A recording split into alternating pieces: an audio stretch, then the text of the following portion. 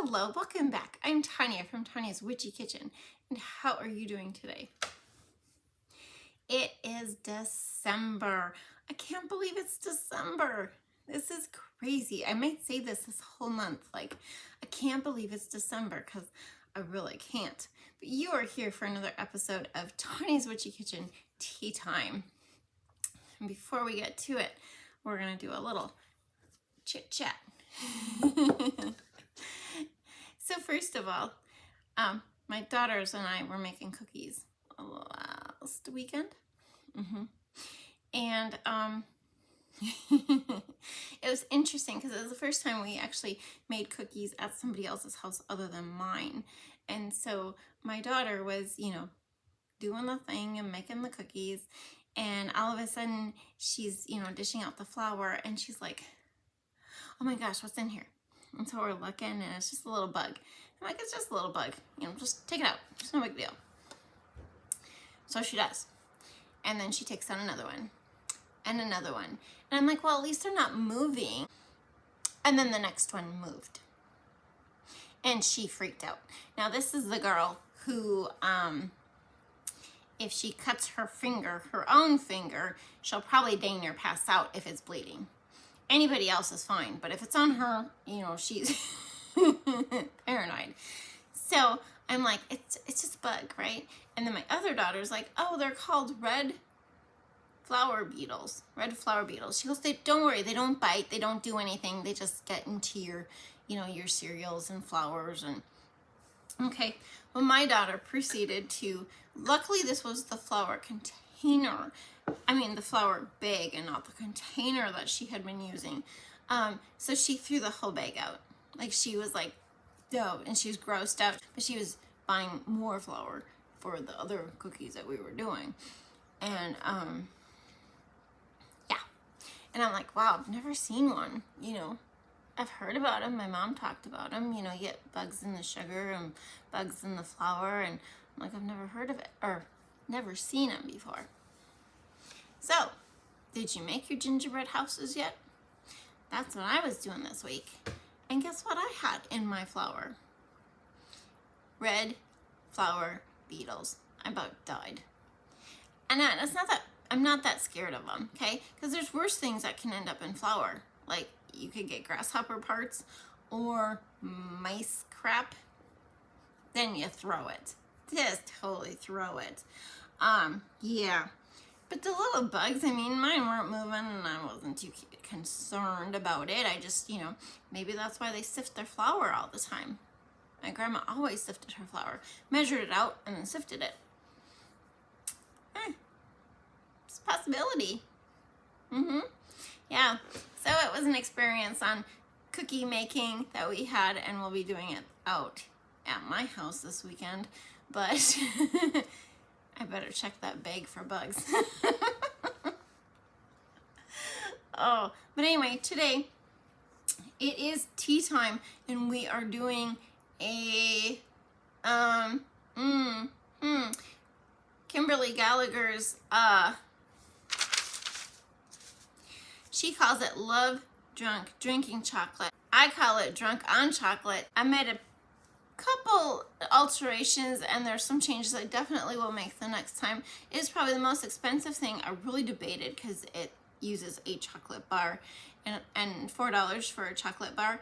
I was really like, oh, I don't have to do this video, but I really wanted to do the video, so I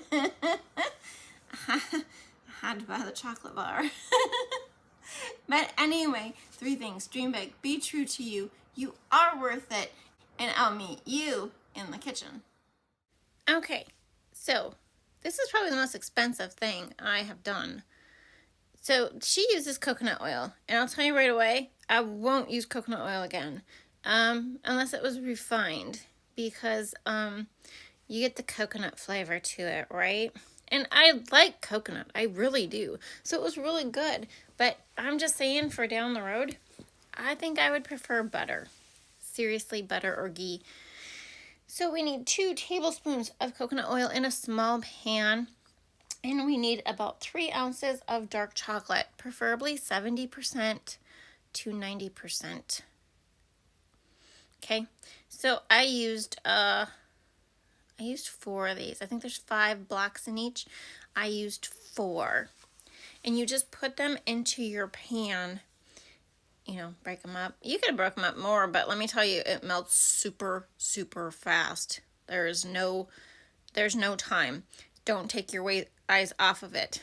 And you want to put it on the stove for low heat, just a few seconds. It really melts super fast because you don't want to burn it either. It'll burn easy. So the next step, after you've whisked it all together and it's all good and melted, is to add our 1/4 cup of water.